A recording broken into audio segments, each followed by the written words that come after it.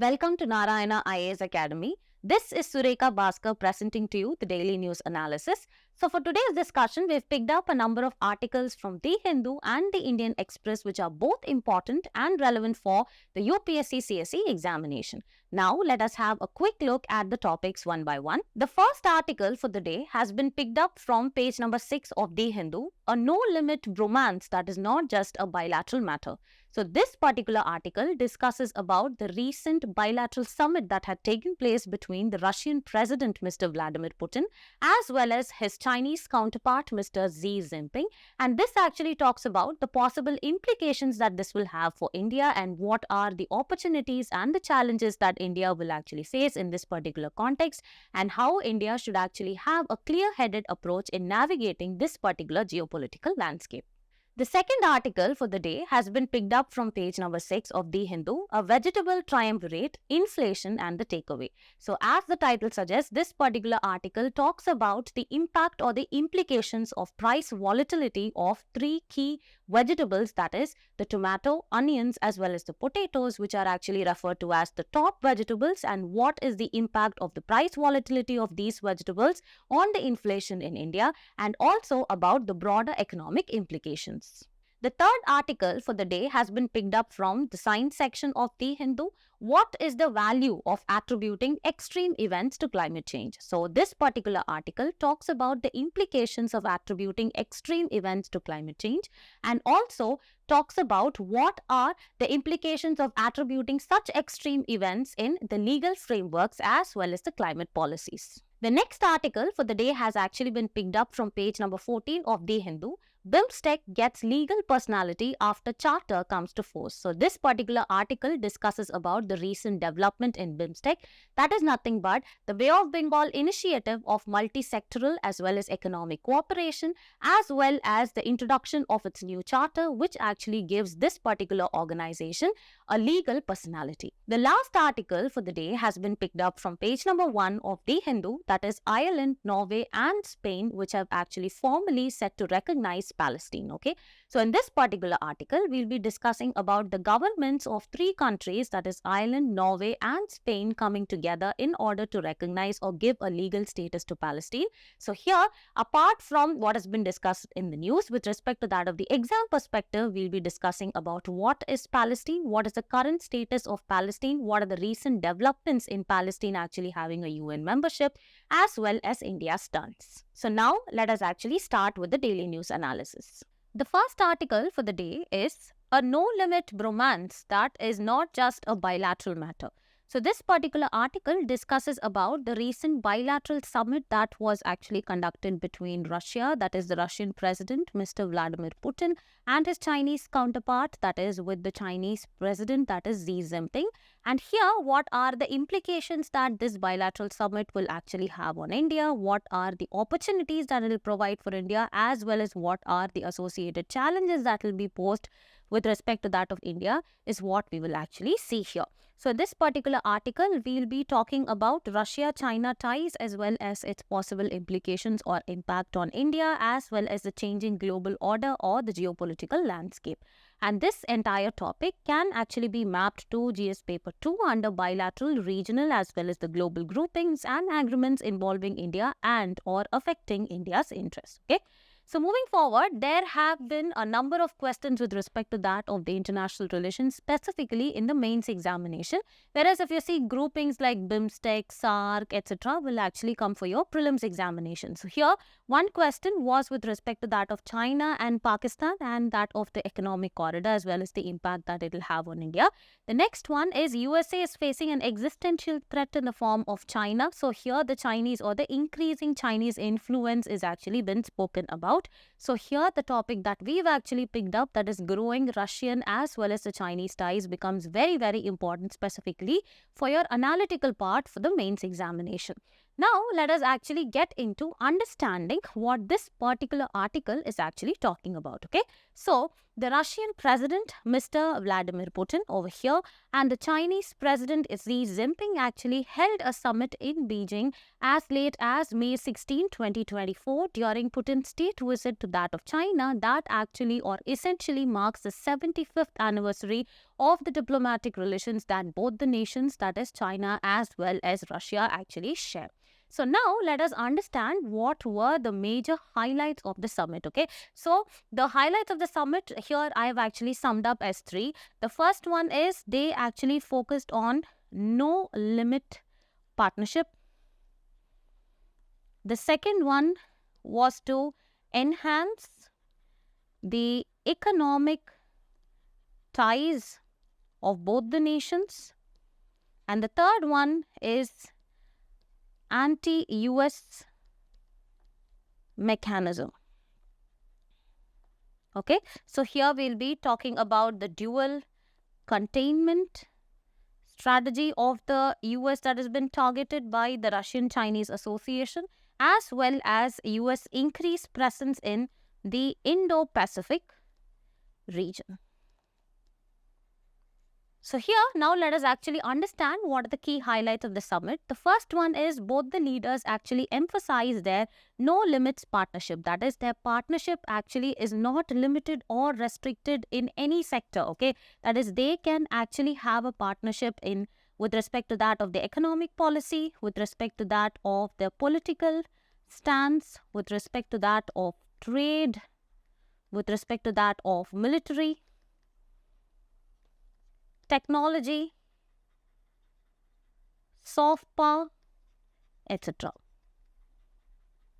Okay, so here this actually signals the deepened ties amid the growing Western pressure. Okay, that is, there is a lot of pressure that the US also faces with respect to that of the increasing Chinese influence in all the other regions, specifically that of the South China Sea, etc.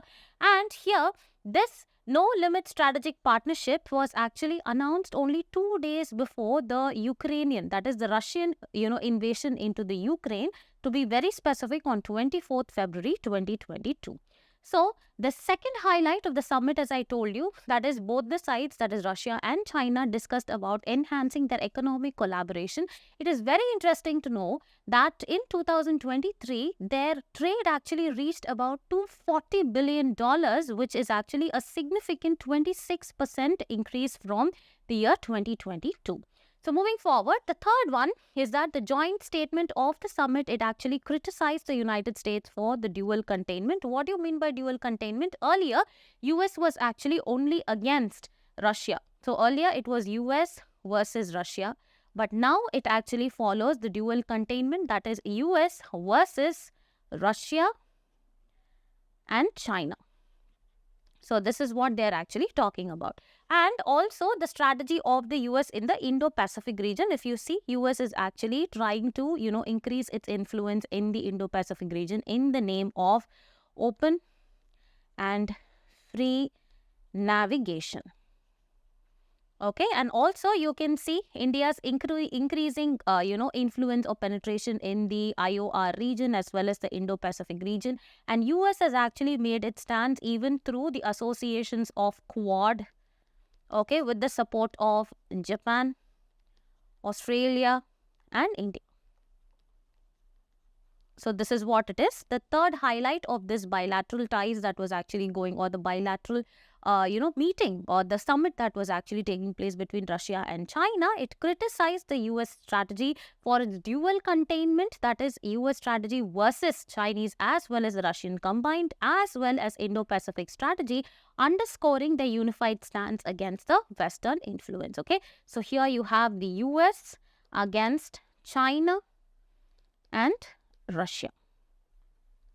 And here you have the Indo-Pacific region. So moving forward, let us actually understand what have been the recent developments in the ties that Russia and China actually shared over the years, and specifically in the recent past. Here, first of all, if we see political ties, there has been a closer alignment between both the nations on international stage, specifically opposing the United States that I told you, specifically with respect to the Indo-Pacific policy, the Quad grouping. Okay, so all these things. The second one is it issued a joint statement in 2021 condemning US interference in other countries' internal affairs. So now moving on to the economic ties. After the political ties, it is the economic ties. Okay, so the other one here I missed out is the dual containment. The economic ties actually include Russia's trade with that of the China. We actually saw that it has increased significantly by 26%. And apart from that, Russia's trade with that of China has actually been taking place in the Chinese yuan. That is the, China's national currency, that multiplied by 80 times post the Russian invasion of Ukraine. And also, Russia was actually a largest crude supplier to that of China, which accounted for volume averaging 2.1 million barrels every day in 2023. And this effort of, trading in terms of the Chinese yuan was their de-dollarization strategy. So, de-dollarization essentially means, trading with respect to that of your local currency. That is India trading with respect to that of rupees. That is INR, okay? Instead of using a standard dollar as a medium of exchange or sale of goods, okay? Moving on, there are military ties also. That is, both the countries focus on joint military exercises. This has become more frequent, and also they have signed a roadmap for military cooperation for 2021 to 2025, and this was actually signed in the year 2021. And also, if you move towards the de-dollarization that we've already discussed about, as well as the vaccine cooperation, Russia actually approved a Chinese COVID-19 vaccine in 2020, as well as, in retaliation, China has actually approved Russian Sputnik 5 vaccine for emergency use in the year 2021. And so these are the recent developments in Russia-China ties with respect to that of the polity, economy, military, etc. So moving forward, now let us understand what are the implications on the global stage because of the rising influence or the closer partnerships between Russia as well as China. The first one is strengthening the Sino-Russian alliance. So, the deepened alliance between Russia as well as China could actually challenge the US as well as the Western dominance, potentially leading to the new Cold War-like scenario. So, Cold War was nothing but it was US versus Russia or the USSR. Now it is US versus China plus Russia. And also you can see the close association of Russia as well as China in the collaborations or in organizations like the BRICS as well as the Shanghai Cooperation Organization. So here you can see the new Cold War, where this is actually the US, this is actually Russia, and here it is the Chinese. So moving forward, the second implication is the economic shifts, okay? So increased economic cooperation or partnership between Russia and China may actually alter the global trade patterns, okay? For example, if you see, despite the Western sanctions, Russia actually depends on China for critical inputs in order to pursue its Ukraine war. That is, what happened is that China did not directly supply arms and ammunition for helping Russia in order to, invade Ukraine. However, it had actually exported millions worth of dual-use products such as the microelectronics, machine tools, radars, sensors, etc. that are majorly essential for manufacturing weaponry like missiles, drones, and tanks to Russia. Okay, so by by exporting these dual-use products, they can actually flout the global economic sanctions. That is, they cannot get into any kind of trouble. That is why they did not actually directly trade the arm and the ammunition. So this is how they become friends with the bigger friend.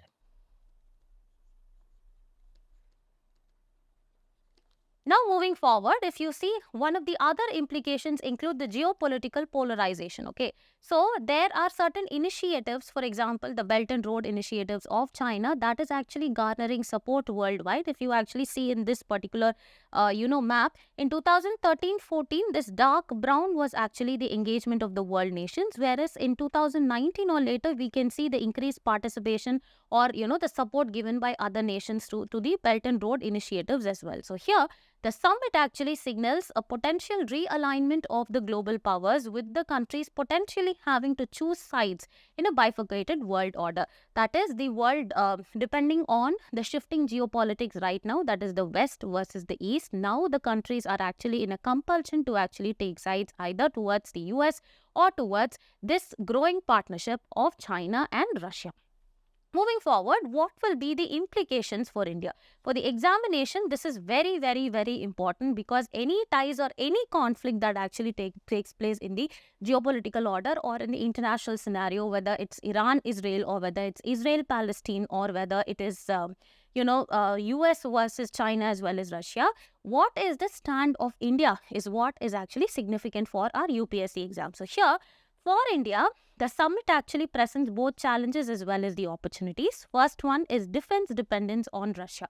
So India actually relies on Russian defense supplies, and this actually exemplified by over 60% of its military equipment being of Russian origin, and this could actually be jeopardized because of Russia's growing dependence on China. The second one is geopolitical balancing. Now India has to cleverly, top-headedly navigate its relationship with both that of Russia as well as China.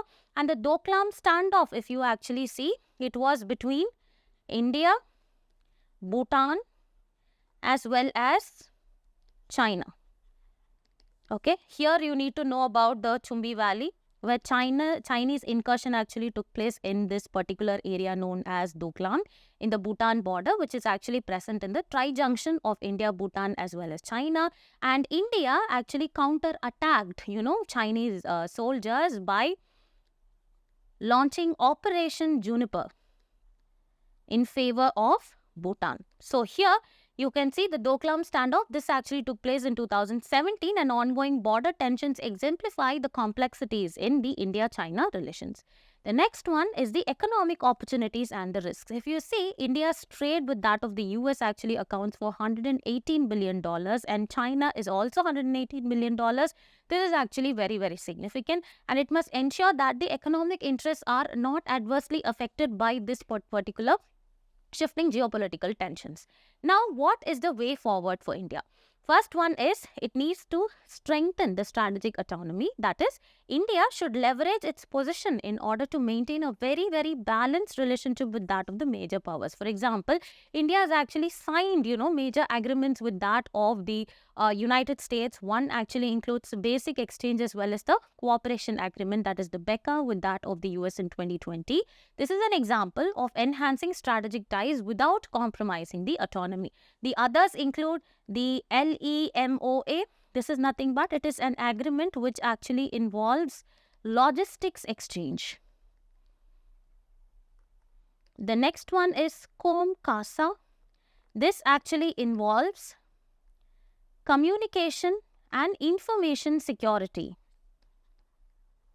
And the other one actually involves GSOMIA, which is General Security of Military. So these are the foundational agreement any country actually has to sign with that of the US. Okay, so in order to enhance its strategic ties. Next one is India has to enhance the defense capabilities and also diversify. Okay, so rather than depending 60% on Russia, it actually has to diversify through Make in India initiative in defense manufacturing. This can actually reduce the dependence on any particular single country.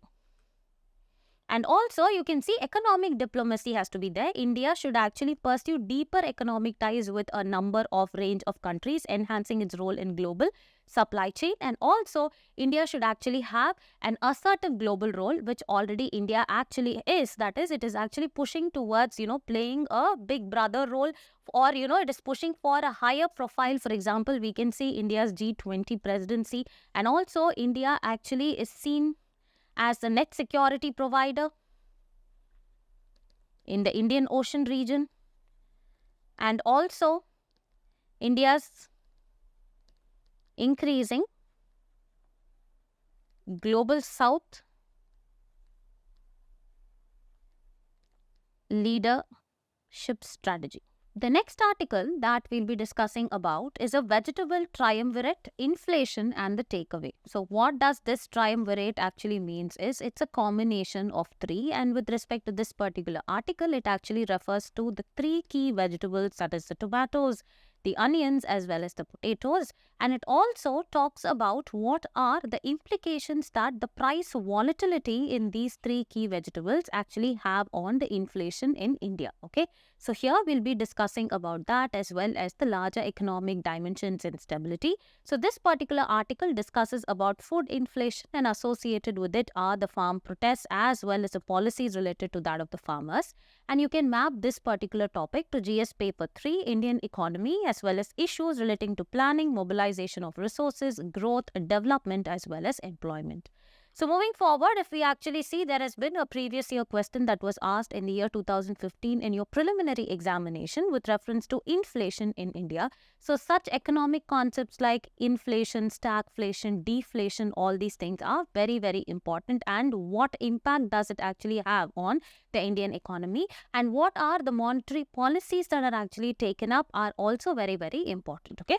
So moving forward, let us understand what this particular article actually talks about. So inflation is nothing but it is a critical indicator of an economy's health, and this majorly reflects the changes in the general price level of the cost of living. And specifically with respect to India, the CPI, that is the Consumer Price Index, is actually used as an indicator, or it is used as a measure of price inflation. Moving forward, understanding this consumer price index it is nothing but it measures the changes in the price from the perspective of a retail buyer. Okay, so if I'm the retail buyer, with respect to me, what is actually the price change that is actually happening of a commodity over a period of time? This is what is called as the CPI. And here the CPI calculates the difference in the price of the commodities and the services such as the food, medical care, education, electronics, etc., which the Indian consumers buy for their use. And the CPI is actually released by the National Statistical Office, that is the NSO, and it also has several subcategories or subgroups, that is actually, which also includes the food as well as the beverages, fuel and light, housing and clothing, bedding and footwear. And four types actually include the CPI for industrial workers, that is IW, CPI for agriculture laborer, that is AL, CPI for rural laborer, RL, as well as CPI that includes rural or urban or combined. Okay, so the first three, that is the CPI industrial workers, CPI agriculture worker and CPI rural worker, are actually compiled by the Labour Bureau in the Ministry of Labour and Employment, whereas the fourth one is compiled by the National Statistical Office in the Ministry of Statistics as well as the Program Implementation, that is MOSPI. Okay, so the base year which is actually used for calculating this stands to be 2012, and recently if you see, the Ministry of Labour and Employment actually has released the new series of CPI, that is the Consumer Price Index for the industrial workers with the base year of 2016. So the base years are also important, and the CPI is actually the measure of what it has been in the recent years, how it has been in the preceding year. All these are actually important because these trends have been asked at the examination of late. Okay. So now there is a monetary policy committee, that is the MPC. This actually uses the CPI data in order to control inflation. And as of April 2014, if you see, the Reserve Bank of India had adopted the CPI as its key measure of inflation. Okay. So moving forward, let us actually understand how this CPI and vegetables and how does the price volatility has been, or what has been the trend in the recent past. So here, the CPI basket overall actually consists of about around 300 items. Okay, that is to be precise, 299 items, with vegetables actually accounting for a weight of 6.04%. And within this vegetable itself, the TOP, that is the key elements or the key vegetables like tomatoes, onion and potatoes that we actually spoke about, actually hold a weight of around 2.2% in the overall CPI basket for an average Indian household.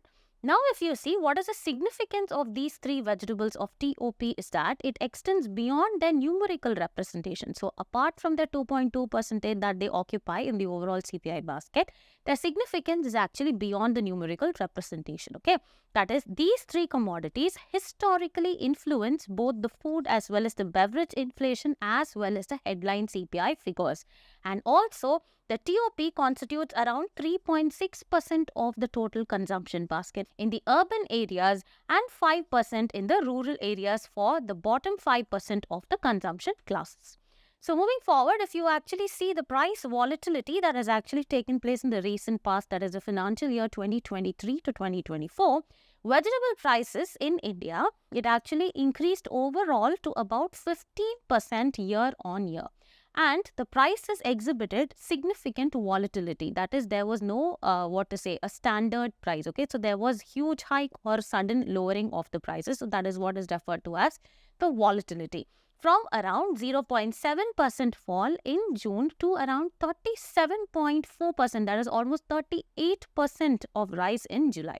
And despite the vegetable 6% weight in the CPI basket that we already saw, their contribution to inflation was very significant. It was as high as 30% in February and March 2024. And more than that, tomatoes prices, as you know, it was actually in the news a lot of times that it soared by around 202% in 2023, specifically July 2023. That contributed a significant 18.1% to the total headline inflation, despite their 0.6% weight in the CPI basket. So here, if you actually look at this particular infographic, it can be seen this is potato, which is actually represented in blue, then onion, tomato, as well as the TOP. So here, that the CPI item level index was actually not published by NHO during March 2020 to May 2020. So here you can actually see the graphs that is actually hiked, and you can see the onion price over here around March 19 that actually soared high.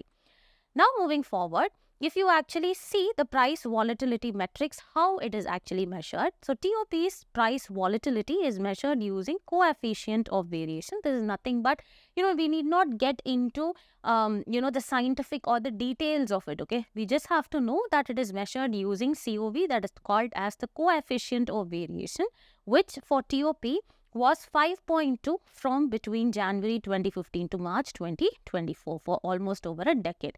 And this is actually higher than the volatility of the vegetable subgroup, which was only 3, and the food group, which was only 0.6, and the headline inflation was only 0.3. Okay, so the inflation rate for the TOP subgroup ranged from minus 36.6%, that was in September 2021, to around 132%, which was actually huge around 2019 December. So moving forward, as I actually told you that the coefficient of variation is actually used to measure this volatility. Just to know what it is actually a statistical measure that nothing but it actually represents the ratio of the standard deviation to the mean of it. And it is also expressed as a percentage, and it is used to assess the relative variability of data in relation to that of its mean. Okay, so the COV is particularly useful for comparing the degree of volatility or the variation a particular product actually has between different data sets that have different units or widely different means. So moving forward, now let us understand the entire implication of the volatility issue. Okay, so here what happens is that there has been volatility, and here the importance of TOP, having understood that there has to be proper policy interventions that are actually needed from the government. Next one is we need to understand the agriculture supply chains, and also associated farmers protests as well as demands are actually there in terms of continuous protest by the farmers, and they actually perceive it as persistent neglect by the government. There has been Kisan Long March 2023 that has been organized in demand for the MSP for onions. And moving forward, there are perishable crop issues also. There is price volatility that leads to, many farmers are net buyers, and also negative impact on the farmers. And also there is an issue of these being sold to the private traders, lack of minimum support prices that have been given, and associated with the other things are also biotic as well as abiotic stresses. Now moving forward, if we see few of the policy recommendation, it actually includes a necessity for overhauling the entire agriculture value chains, and then reduce the high input costs of fertilizers as well as pesticides, and also lifting export bans on onions, as well as improve the infrastructure, that is the cold storage facilities. And apart from that, others actually include ensure better prices for the farmers, and also provide them long-term demands of the MSP, as well as short-term measures which are insufficient actually have to be met, and the gaps have to be clogged. The next article that we'll be discussing about is what is the value of attributing extreme events to climate change. So this, as the topic actually suggests, discusses about attributing extreme events to climate change and what are the implications that these attributions actually have on the legal policies or the climate policies and legal framework. So in this particular topic, we'll be discussing about climate change as well as this extreme climatic events and how are the implications of attribution actually act on the same. And this can actually be mapped to GS paper 3, that is environment and ecology, as well as GS paper 1 geography, as well as disaster management for prelims as well as mains examination. So moving forward, if you actually see, there has been a previous year question asked in the year 2017 with respect to that of Global Climate Change Alliance. So climate change in itself is a very, very important topic. What are the challenges? What are the disadvantages? And what are the implications that India actually faces? What are the measures India actually has taken? What are the conventions that the world has actually come to? All these are important, like the Paris Agreement, etc. So moving forward, let us actually understand what this particular article is discussing about. So decades ago, there have been arguments by the UN Intergovernmental Panel on Climate Change, that is the UN IPCC, that actually argued against attributing individual weather events to climate change. That is, IPCC was saying that it is actually not really, commendable, or it is not appreciable in order to attribute individual weather events to that of climate change. However, now you can see with technological advancements or advancements in science, now allow researchers in order to link some of the extreme events to climate change despite the ongoing challenges. So this particular term, attribution science, is very, very important, and that is actually in the news of late. Okay, so let us understand this attribution science which links the climate change to extreme weather.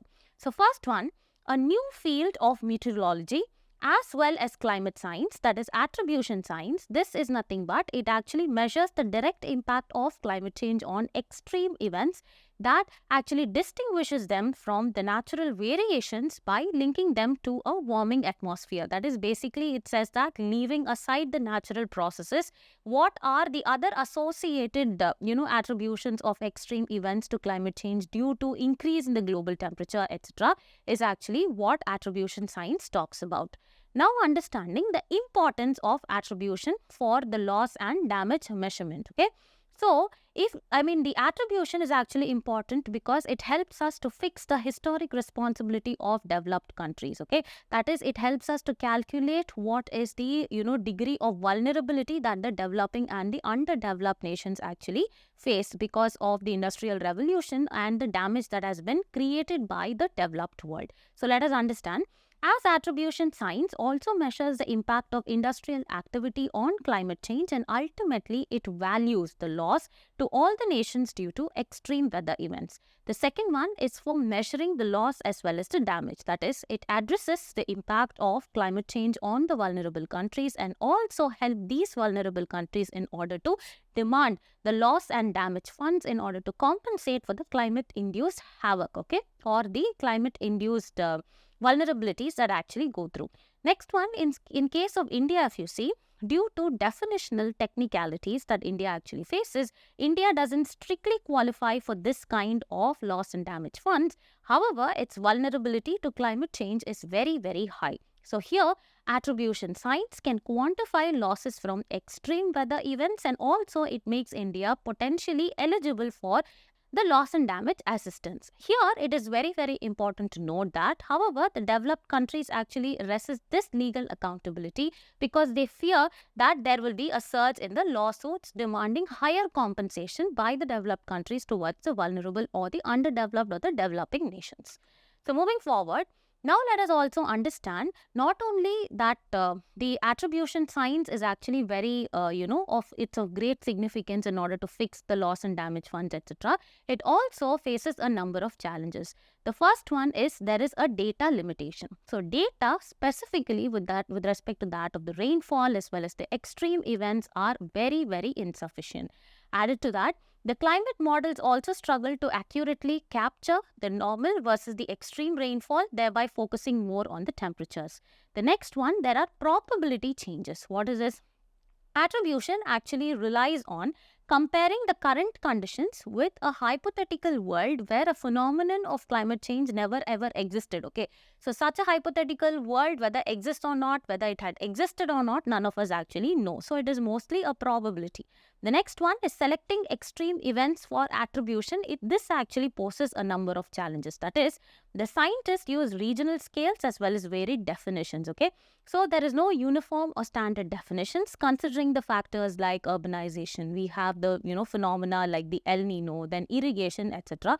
And each event actually has it is unique. And this makes attribution difficult at the local levels. Also, different questions yield varied answers so that you do not have a very standard answer for all the processes like El Nino, urbanization, etc. Okay, so if it is all very different, then that actually makes subsequent actions that has to be taken by the government also very, very difficult. And as an evidence in court, how does this actually pose a challenge is that these reasons that this attribution science gives out of probability are used by the developed countries in order to question whether the attribution reports, that is the veracity, that is the authenticity behind these data can actually hold up in the court as evidence of culpability or not. So what has to be done is that the article has given few suggestions. First one is governments must actually address the historical responsibilities of the developed nations, that is the damage that they have actually caused by means of the industrial revolution, pollution, etc., and fund the adaptation and mitigation efforts, and also close the adaptation gaps that actually prevail between the first world and the third world. Now, in a resource-constrained world, we know that cost-benefit analysis are needed in order to determine the role of attribution in climate change. The next article that we'll be discussing about is BIMSTEC gets legal personality after the charter comes into force. So this particular article discusses about the recent developments with respect to that of BIMSTEC, that actually stands for Bay of Bengal Initiative for Multi-Sectoral Technical and Economic Cooperation. Okay, so here we'll understand about what is this recent charter that has been adopted and how does it actually give this particular organization a legal personality. And let's understand what is BIMSTEC and how is it actually significant for that of India. So moving forward, we'll be discussing about this particular organization of BIMSTEC, as this is actually important to GS Paper 2, bilateral, regional and global groupings, as well as the agreements that are actually concluded over here involving India and or affecting India's interests. Okay, so moving forward, you can actually see there has been a previous year question that has been asked in 2013 prelims examination of the UPSC. So here the question was on BTIA, that is broad-based trade as well as investment agreement. So these kind of agreements as well as organization, the conclusions of the meetings they actually come forward with, and the implications that it will actually have on India's geopolitics becomes very, very important for both your prelims as well as the mains examination.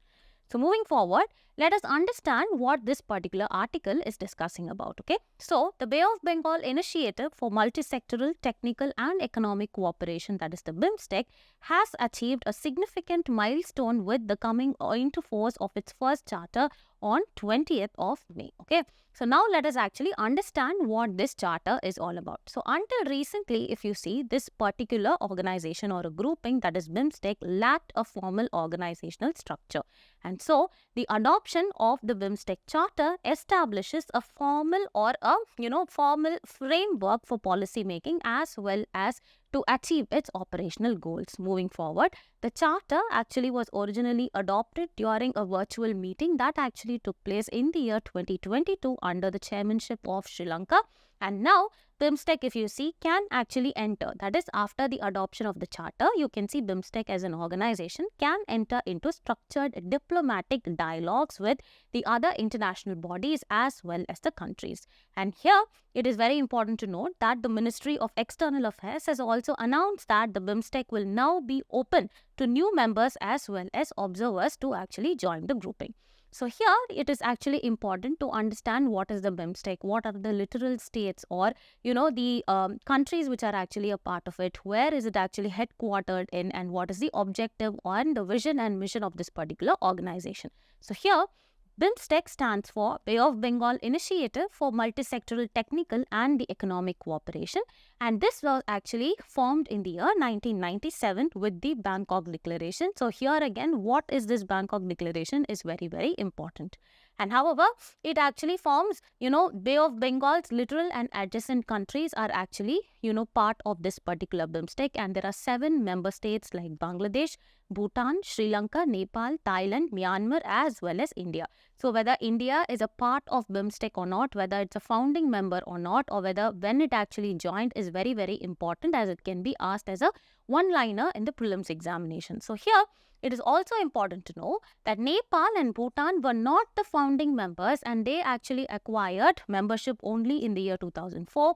And the headquarters of this particular organization is situated in Dhaka, and it actually has a chairmanship on a rotation basis.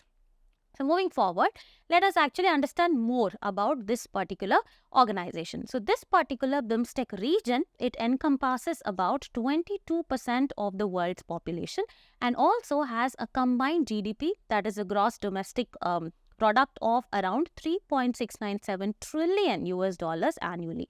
And unlike, that is, when you compare BIMSTEC to that of other regional groupings like the SAARC as well as ASEAN, BIMSTEC is actually a sector driven. Okay, it actually focuses on individual sectors like be it security, be it agriculture, trade, etc. And here it is a sector-driven organization with the areas of cooperation which are divided among the member states. And with respect to India, you can see BIMSTEC aligns with the Act East policy of India and also aims to enhance trade and security prominence in the Indian Ocean region. So moving forward, let us now understand what are the challenges that are faced or that have been facing the BIMSTEC for a period of time. So in the previous decades, we can actually see that BIMSTEC had actually struggled due to a lack of a common charter for its legal framework, and there was a growing discord between the member states, notably if you see Bangladesh as well as Myanmar with respect, or particularly with respect to the exodus as well as the entry of the Rohingya refugees. Okay, so you must be here aware of the Rohingya refugee crisis, why they were actually persecuted, what happened in their case is actually important. So in this particular context, you can actually see the recent enforcement of the charter signifies a committed to promoting regional cooperation in the key sectors, especially with respect to that of security, connectivity, trade, agriculture, environment, science and technology, people-to-people contact, etc. The next article that we'll be discussing about is Ireland, Norway and Spain set to formally recognize Palestine. So as this particular news snippet actually says, here the governments of the 3 nations, namely Ireland, Norway as well as Spain, have jointly announced a decision in order to officially recognize Palestine or the state of Palestine. So in this particular article, we'll be discussing about what this Palestine is all about, what is the current status, what is the recent development in its demand to become a full member of the United Nations, and what is India's stance on it, okay? And also the UN membership, as I already mentioned, and this actually comes, to spotlight, or it becomes very, very important as there is a lot of Israel-Palestine conflict that is actually running off late, and how is it actually impacting India, and what are going to be the challenges and opportunities for India is what is important for your examination. So we can map this particular topic to current events of national and international importance for prelims examination, and for the mains examination we can map it to GS paper 2 under effect of policies and politics of developed and developing countries on India's interest. Now moving forward, looking at the previous year question, there has been a question in the prelims examination in the year 2015 that actually was a map question, okay? So whenever there is a news which is actually relevant to that of international relations, the associated regions and the areas around it are very, very important and can be asked as a MCQ in your prelims examination. So here the question was, the area known as Golan Heights sometimes appears in the news in the context of the events related to which of the following? So moving forward, now let us understand what this particular article is actually talking about. So here, the governments of Ireland, Norway as well as Spain have jointly announced a decision in order to officially recognize the state of Palestine.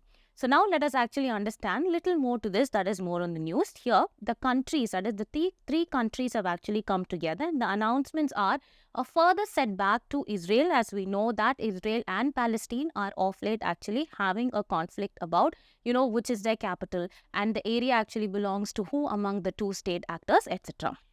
So, Israel has actually reacted by recalling its ambassadors from the region, and this development actually came days after the UNGA, that is the United Nations General Assembly, passing a resolution calling for Palestine in order to become a full member state of the United Nations. Okay.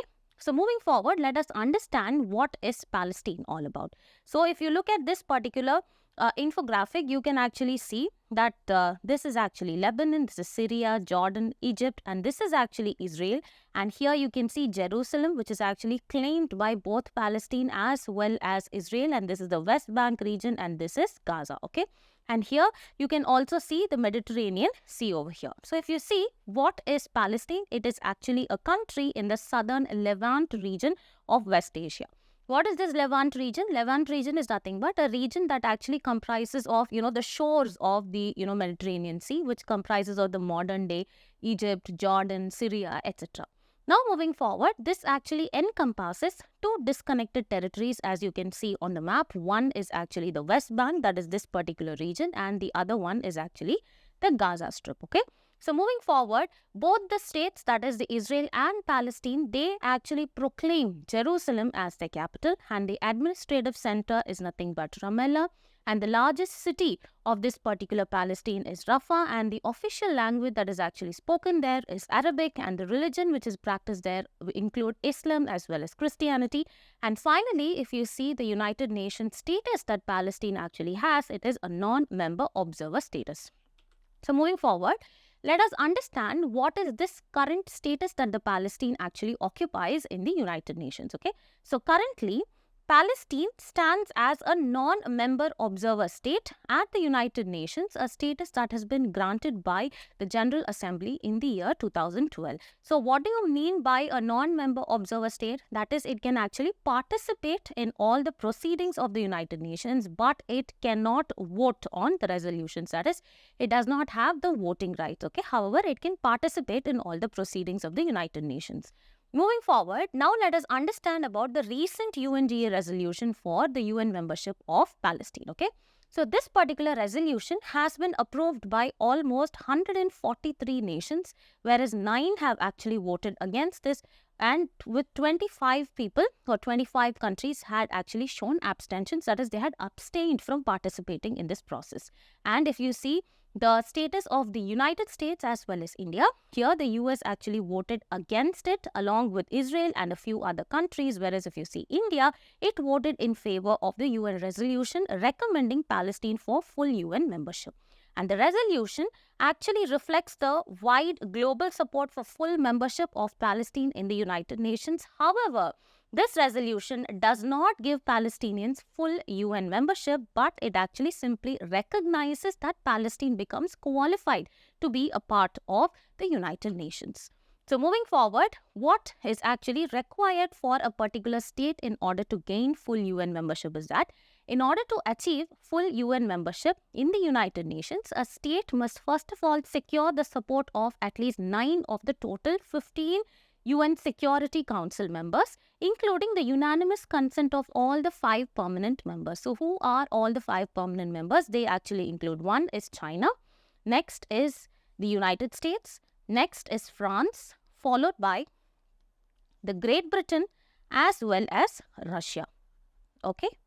And subsequently, the state's application needs to be ratified by a 2/3 majority vote in the General Assembly. And moving on, we need to understand what is India's stance on the Palestine and what has India actually spoken about the two-state solutions. Okay, this actually becomes important for your mains examination, particularly when we write the answers. Okay, so India's stance on the Palestine is that in 1988, India recognized the state of Palestine.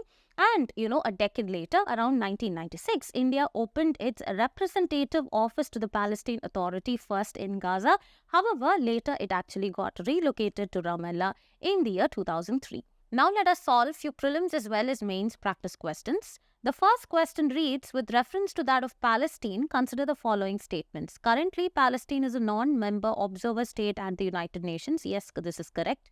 So, India was the first non-Arab state to recognize the Palestine Liberation Organization as the sole and legitimate representative of the Palestinian people. This is also correct. Since both the statements are correct, the answer will be C, both 1 and 2. So, moving forward, the second question reads, with reference to that of the Loss and Damage Fund, which was seen in the news recently, consider the following statements. The first one is the L&D Fund is a financial mechanism designed and placed under UNFCCC in order to address the irreversible consequences of climate change that can be avoided or mitigated through the adaptation effort. No, this is actually wrong. So this is established at the COP, that is the Conference of Parties 19 in Warsaw, Poland in 2013. The Loss and Damage Fund provides financial and technical aid to economically developing nations affected by climate change. Yes, this is actually correct. Since only statement 2 is correct here, the correct answer will be option B. So moving forward, the third question is, consider the following statements with respect to that of BIMSTEC. BIMSTEC was initially formed with the name BISTEC and included only Bangladesh, India, Sri Lanka and Thailand. Yes, this is actually correct. The BIMSTEC Charter, adopted in 2022, provides a formal organizational structure and a legal personality to the grouping. Yes, this is also correct. India has consistently prioritized BIMSTEC over SAARC since its formation. This is actually wrong. The headquarters of BIMSTEC is located in Bangkok, Thailand. This is also wrong. Since only statements 1 and 2 are actually correct here, the answer will be option A, 1 and 2 only. So moving forward, the fourth question reads, consider the following statements. The coefficient of variation for the inflation of TOP, that is the tomatoes, onions and the potatoes, is higher than that of the overall vegetable subgroup. Yes, this is correct. The price volatility of TOP is primarily driven by external market forces rather than weather fluctuations and supply chain dynamics. This is actually wrong. So since only statement 1 is actually correct, the answer will be option A. So the final prelims question is, in the context of the recent extreme weather events, what is the significance of this attribution science? As per our discussion, it is actually clear that attribution science uses historical climate data and statistical analysis in order to isolate the influence of human-caused climate change on the likelihood and intensity of extreme weather events. So since this option B is correct, the answer is option B. Moving on, now let us actually solve the mains practice question. The question reads, examine the implications of growing Russia-China relationship on India's strategic, economic and geopolitical interests, and also discuss the necessary steps that India should take in order to navigate the challenges posed by this particular alliance. Okay, so the approach to this particular question has been divided into the introduction, body as well as the conclusion, and in the introduction we can actually briefly discuss about the recent summit that had taken place between Russia as well as China that emphasizes the strengthening of their strategic as well as the economic ties. And moving forward towards the body, we can discuss about all kinds of implications that this will actually have, like strategic implications, economic implications, the geopolitical implications that it will have on India, as well as a navigational strategy, okay, with respect to strategic autonomy, balancing the relationship with the major global powers and strengthening the economic diplomacy, etc. And to conclude the answer, we need to conclude by emphasizing the importance of a proactive as well as a balanced foreign policy in order to safeguard India's national interests in a rapidly changing global environment. So with this, we have actually come to the conclusion of our daily news analysis. For regular updates, please do like, share and subscribe to Narayana IAS Academy YouTube channel. Thank you.